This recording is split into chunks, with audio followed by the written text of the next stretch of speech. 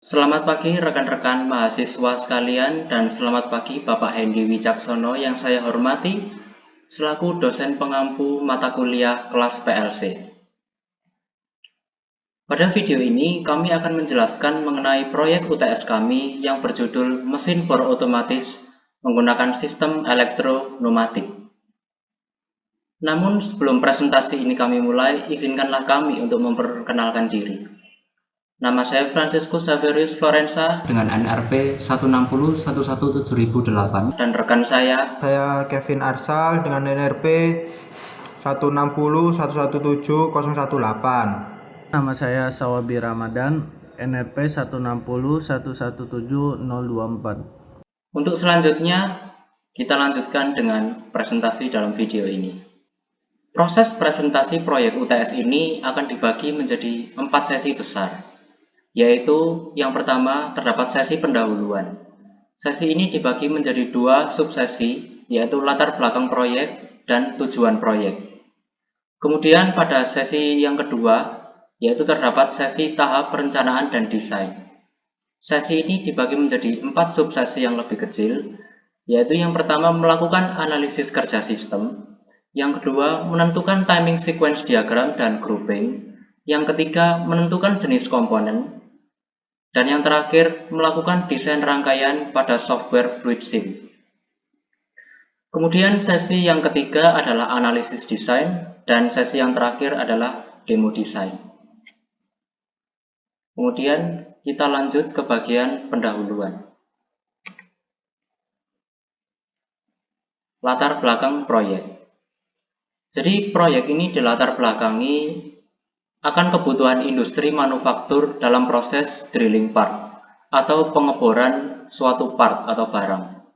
Dalam proses pengeboran tersebut, tentunya industri manufaktur membutuhkan tingkat kepresisian yang sangat tinggi, kecepatan produksi yang tinggi dan konsisten, dan faktor keamanan bagi karyawan itu sendiri. Dari latar belakang tersebut, tujuan dari proyek ini adalah melakukan desain sistem mesin bor otomatis menggunakan elektroneumatik.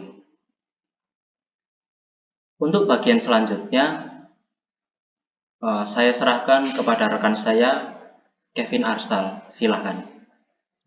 Oke. Kali ini saya akan menjelaskan tahap perencanaan desain pada sebuah alat mesin bor otomatis dengan menggunakan sistem elektropneumatik. Bisa dilihat pada gambar ini. Pada alat bor otomatis ini kita menggunakan 4 silinder, yaitu ada silinder A, ada silinder B, ada silinder C, dan ada silinder D. Nah, fungsi dari silinder A ini untuk mendorong box dari tempatnya didorong menuju ke alat pengeboran pada silinder B. Nah, silinder A ini akan terus mendorong sambil silinder B turun menekan box untuk mengebor. Setelah box sudah dibor dengan menggunakan silinder B akan naik dan silinder A akan kembali ke tempatnya. Lalu silinder C ini akan mendorong box menuju ke sebuah keranjang, di mana keranjang pada silinder D ini akan menyimpan box yang sudah dibor. Nah,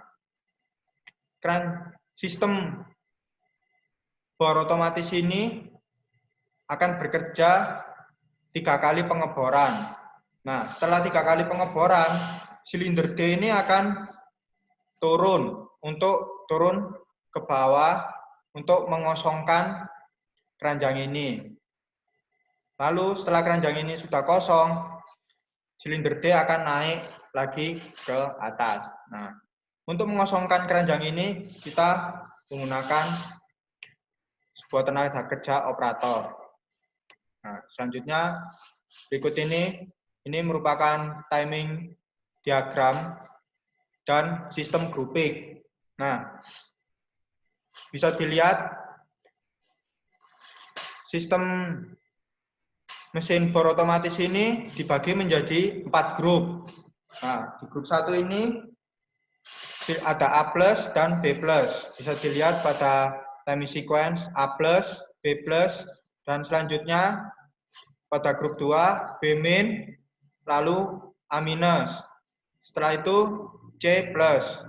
Nah, pada grup 3 ada C minus, D plus, dan grup 4 ada D minus. Nah, pada PPT selanjutnya akan dijelaskan oleh rekan saya, Sawabi Ramadan, untuk menjelaskan jenis-jenis dan komponen yang digunakan pada sistem mesin bor otomatis ini. Dalam tahap perencanaan desain, kita juga harus menentukan jenis komponen yang akan digunakan. Dalam proyek ini, komponen yang akan digunakan yaitu double acting cylinder, berfungsi sebagai aktuator dalam proses pengeboran. Selanjutnya untuk sinyal input elektrik, yaitu ada 24 volt dan 0 volt atau VCC dan GND. Selanjutnya ada relay. Relay digunakan sebagai saklar elektromekanik. Selanjutnya ada 5/2 way double solenoid valve yang digunakan untuk mengatur gerakan terhadap silinder.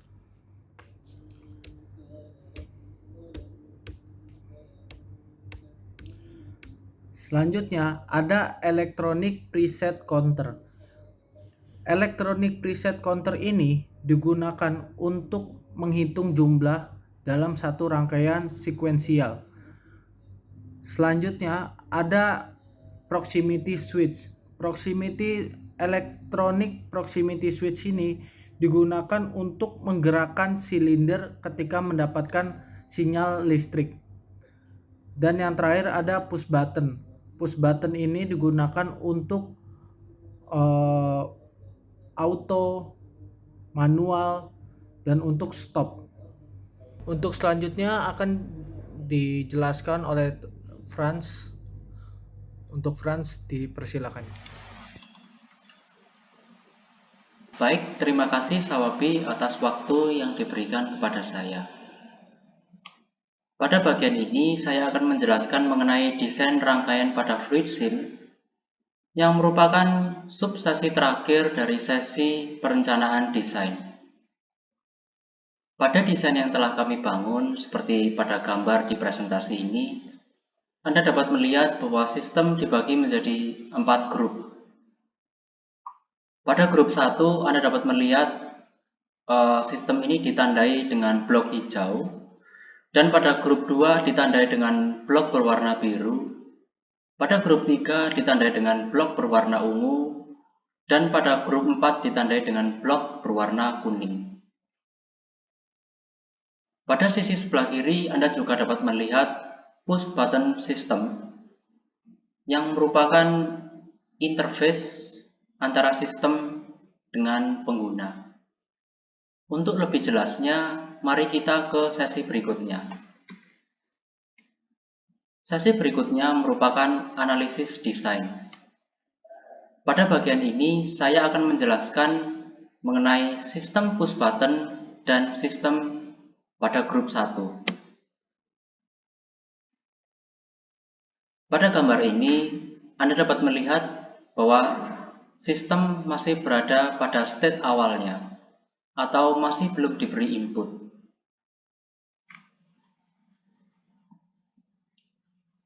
Seperti yang telah saya jelaskan sebelumnya, pada push button system, di sini terdapat 3 push button yang masing-masing merupakan push button momentary normally open yang digunakan untuk memberikan inputan kepada sistem.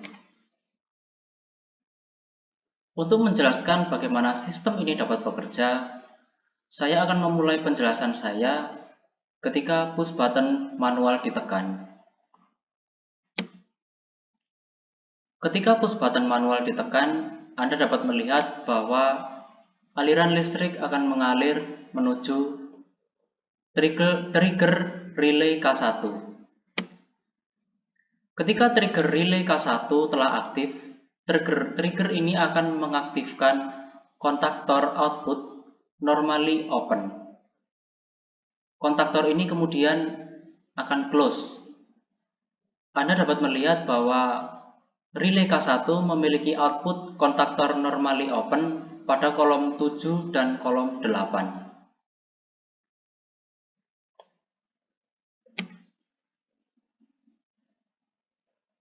Ketika kontaktor normally open relay K1 yang sejatinya terbuka menjadi tertutup, Anda dapat melihat pada kolom 8 bahwa solenoid valve Y1 akan menjadi aktif.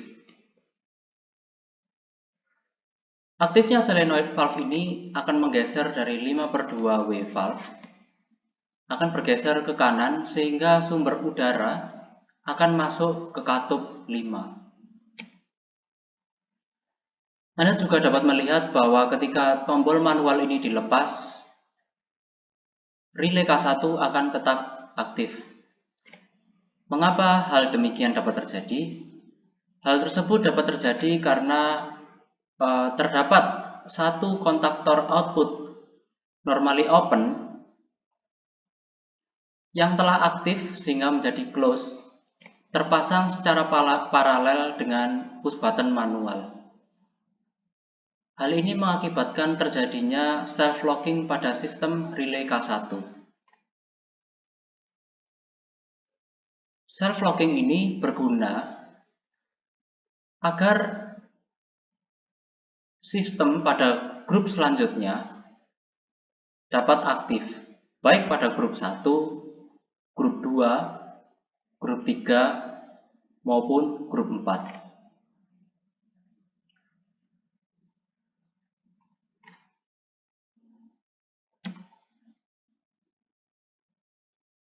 Anda dapat melihat ketika sumber udara telah berhasil masuk ke katup 5/2 W valve kemudian akan mengalirkan udara menuju silinder A. Silinder A kemudian akan bergerak maju ke posisi 1. Ketika silinder A telah berada di posisi 1 atau berada pada posisi terdepannya, reed switch, Anda dapat melihat di sini, reed switch A1 yang sejatinya normally open kini menjadi close. Tertutupnya reed switch A1 mengakibatkan solenoid valve atau trigger solenoid valve menjadi aktif. Ketika trigger solenoid valve ini menjadi aktif, Anda dapat melihat pada 5/2 W valve milik silinder B menjadi bergeser ke kanan sehingga sumber udara masuk ke katup 5. Ketika sumber udara masuk ke katup 5/2 W valve, maka udara akan teralirkan menuju silinder B dan silinder B akan bergerak ke posisi 1 atau maju. Seperti pada tahap sebelumnya atau pada tahap A, Anda juga dapat melihat di sini ketika silinder B telah berada di posisi 1 atau maju, reed switch B1 yang sejatinya open akan close atau tertutup. Hal ini mengakibatkan relay K2 menjadi aktif.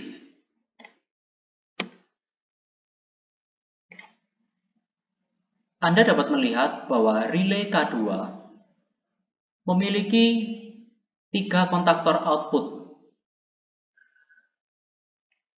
Kontaktor output yang pertama terpasang secara seri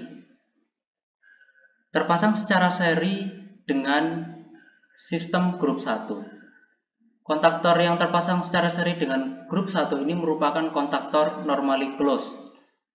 Sehingga ketika relay K2 aktif, kontaktor K2 ini menjadi open.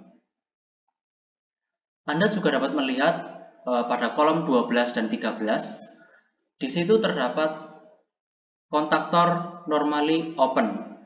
Sehingga ketika relay K2 aktif, kontaktor ini yang sejatinya normally open menjadi close. Pada kolom 12, Anda dapat menyadari bahwa tertutupnya kontaktor K2 normally open akan mengakibatkan sistem pada relay K2 menjadi self-locking.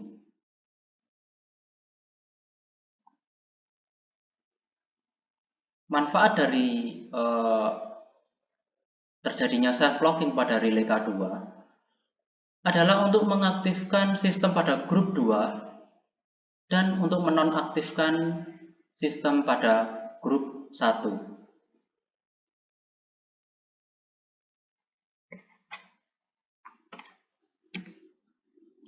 Untuk selanjutnya, penjelasan pada grup 2 akan dilanjutkan oleh rekan saya, Kevin Arsa. Silakan. Siap. Pada analisis desain grup 2, saya akan Oke.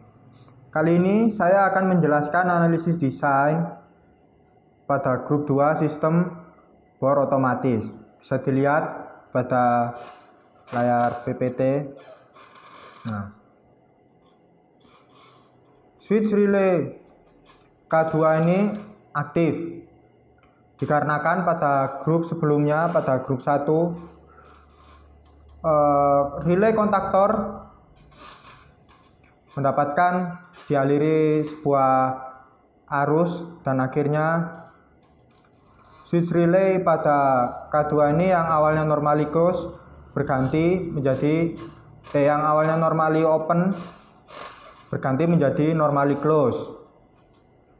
Terus lanjut pada node 3, relay K2 aktif menjadi normally close. Arus terus mengalir ke bawah hingga mengenai solenoid valve pada Y4. Solenoid valve Y4 ini aktif yang akan memundurkan silinder B. Aktifnya solenoid Y4 akan memundurkan silinder B. Selanjutnya nanti reed switch pada B0 ini akan aktif menjadi normally close karena silinder pada B ini akan mundur.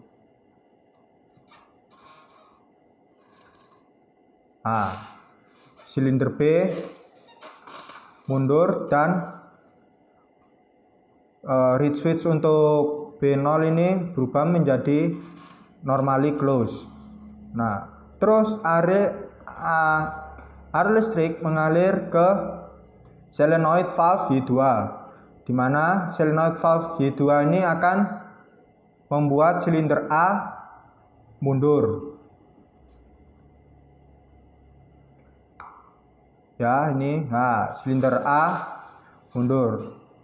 Selanjutnya setelah silinder A ini mundur,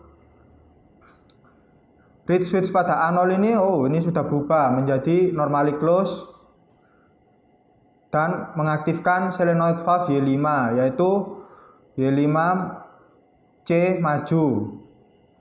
Setelah C ini maju, reed switch pada C1 ini akan berubah, yang awalnya normally close berubah menjadi yang awalnya normally open akan berubah ganti menjadi normally close.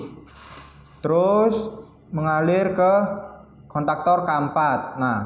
Kontaktor K4 ini nanti akan mengaktifkan relay pada K4 ini.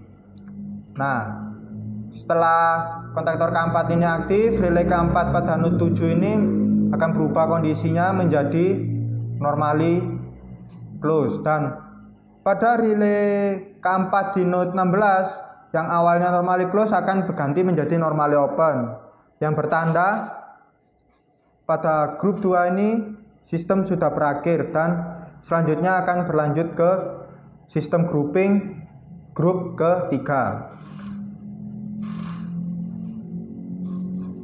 Nah, ini switch C1 aktif, terus mengalir ke K4. Nah, node 17 K4 menjadi normally close, dan pada node 16 switch relay K4 berubah menjadi normally open, dan ini menandakan perpindahan grouping grup 2 menuju ke grup 3. Nah, selanjutnya pada analisis desain mesin bor otomatis untuk grup 3 dan grup 4 akan dijelaskan oleh rekan saya, Saobi Ramadan. Oke. Jadi pada analisa desain grup 3 dan grup 4, untuk analisa desain pada grup 3 untuk state ke-18 bisa dilihat pada saat ini. Untuk state 18 teraliri oleh listrik dan akan men-trigger Y6. Maka solenoid valve dari Y6 ini akan berpindah posisi seperti ini. Setelah berpindah posisi, maka selanjutnya langsung ke state 19, yaitu men-trigger atau mengaktifkan C0. Maka posisi silinder dari C1 ini berpindah menjadi ke posisi awal, dan setelah itu akan men-trigger solenoid valve dari Y7. Maka solenoid valve Y7 ini akan berpindah tempat seperti ini. Setelah itu maka akan dilanjutkan ke state 20. State 20 ini yang pertama adalah mengaktifkan silinder D1. Maka silinder D1 akan maju dan akan mengaktifkan relay K5. Ketika relay K5 aktif, maka dilanjutkan ke state 21, dan state 18 dan sampai 20 ini akan terputus karena K5 output kontaktor relay K5 di sini yaitu adalah normally close, dan output kontaktor relay K5 pada state 21 ini adalah normally open. Jadi setelah itu akan ke akan ke state 22. Di state 22 ini di sini ada men-trigger solenoid valve dari Y8. Maka Y8 akan berpindah posisi seperti ini. Dan selanjutnya itu pada state 23 dan 24. Pada state 23 24 ini silinder D0 ini akan aktif karena teraliri oleh listrik. Maka silinder dari D1 akan berpindah posisi ke D0 atau ke posisi semula dan akan mengaktifkan relay K6. Dan pada posisi yang sama, state 25 dan 26 ini akan aktif kembali. Akan aktif. Jadi seperti ini, dan akan mengulang ke state awal. Jadi seperti ini. Oke, kali ini adalah demo desain. Jadi demo desain ini tidak terlalu berbeda dari hasil atau penjelasan yang sebelum-sebelumnya sudah dijelaskan. Hanya bedanya ini adalah berjalan dalam satu sekuensial secara penuh. Oke, langsung saja.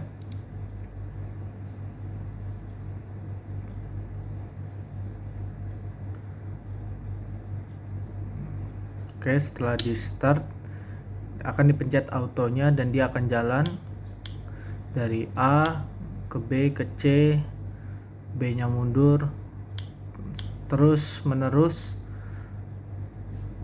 sampai counter ini yang berada di sini sampai 0, maka akan berhenti. Jadi kali ini akan demo desain di mana counternya 0 dan tidak bisa bergerak. Maka untuk mengaktifkannya kembali, maka harus dipencet reset terlebih dahulu seperti ini.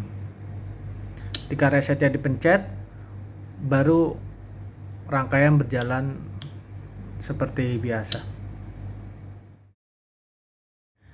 Sekian presentasi dari kelompok kami yang berjudul mesin bor otomatis yang menggunakan sistem elektropneumatik. Dan bila ada salah kata-kata, kami mohon maaf, dan atas perhatiannya kami ucapkan terima kasih.